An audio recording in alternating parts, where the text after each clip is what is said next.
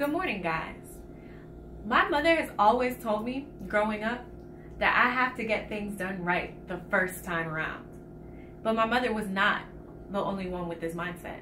A man named John Wooden, who is also a former basketball coach, said that you have to get something right the first time. If you don't have time to do it right, when will you have time to do it over? However, this speech is not about my mother. This speech isn't even about John Wooden. He was a basketball coach.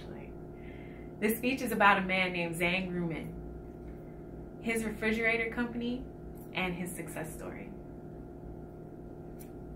My name is Ariane Mathers, and by the end of my speech, you will understand how to overcome challenges.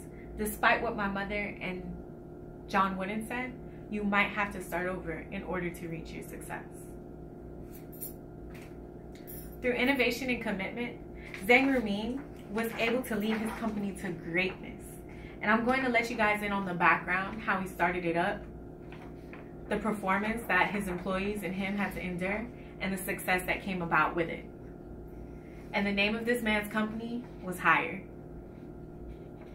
Now that I have briefly introduced to you guys what we're going to be talking about, I'd like to start off with the background and how he started, how he got Haier off the ground. If you take a look at my first slide, the Haier company wasn't even always called Haier. It started off in a place called Qingdao, China, and it was called the Refrigerator General Factory. It came about in the 1920s, and when Zhang Ruimin was appointed CEO for what is now the Haier company, that was around the 1980s. And he had to take charge because the original company was about $1.7 million in debt hole. They were in debt. And that's just about as much that they paid their employees.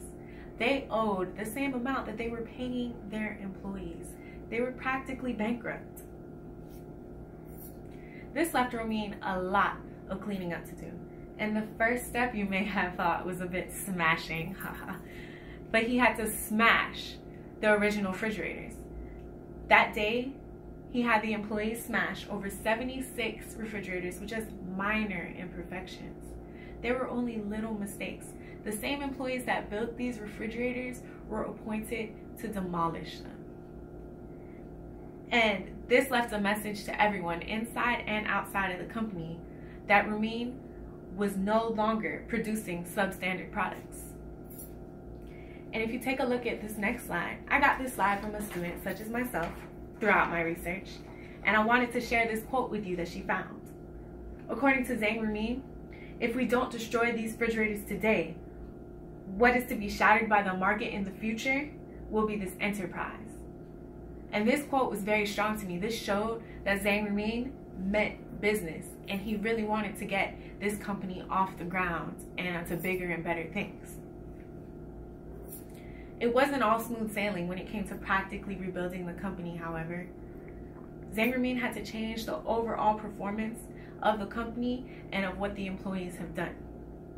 He introduced branding as a way to save and build the company. The refrigerator company went from having just one refrigerator to having multiple models and 86 different products. Zhang Ruimin expanded the products, not just here, not just local, but globally. He even invented a mini fridge, such as the ones you see in dorm rooms and hotel rooms. He wanted to do this so he can expand his market. He wanted to create a market niche for his business, and that's exactly what he did when he started with the mini fridge. He captured almost half of the US market, according to the text that the professor has provided for us.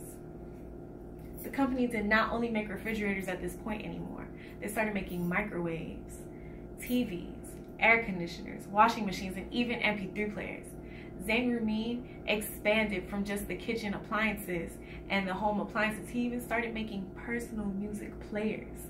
That's far more than anybody ever thought that he could do. One major change that you may not even believe would have worked, but it did, was that Ruimin raised the price of his appliances. You know why this worked? Think about it. we all like to buy brand name things. Just because it has a flashy name, you believe that it's worth it. You believe that it is a better brand. So just as we buy all these name brand clothing because of the flashy name and we believe that it's better, we did the same thing when it came to his products. We bought Rumeen's products because the price raised and we thought, oh, the price is higher, that means this brand must be better. This tactic worked, and as stated earlier, the appliances would no longer be subpar. One major change that would affect the performance greatly was the pay. They started paying the employees by what they did. Basically, how commission works today. They paid them as they performed. So if I was able to sell a certain amount of products, if I wasn't able to sell a certain amount of products, my pay would reflect that. Also, since Rumeen wanted everything to be perfect, he placed a pair of yellow footprints on the floor and had the employees that were not performing well stand on those yellow footprints. Those yellow footprints were there for them to reflect and think about what they did, think about what they could have done better. And they also had to share while standing on those yellow footprints what they would do differently the next time around, what they would do differently for the next day in order for them to be better.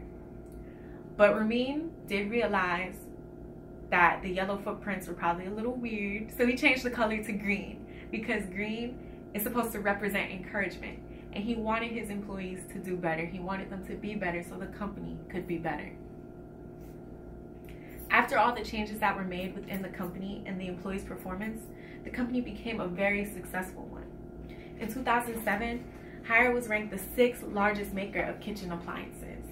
If you take a look at this slide, their global ranking grew from 2.5 in 2001 to 4.0 in 2007. That is a great change. And Rumeen did it in just a matter of a couple of years. And on to the next slide, it shows that in 2010, according to the Boston Consulting Group, Haier became the 8th most innovative company worldwide. Haier was able to come up from nothing, and he achieved in 2 decades what many companies haven't achieved in over 95 years. He's done things that other companies has turned down. He's done things the mini fridge Whirlpool said would not work, but Haier has made it possible. And now every company has a mini fridge, and they're placed everywhere, in hotels, dorm rooms. Even in my house, I have a mini fridge. As you can see, sometimes starting over is a necessity. This man turned a failing company into a business that is very successful, and you can still find his products around today. Thank you.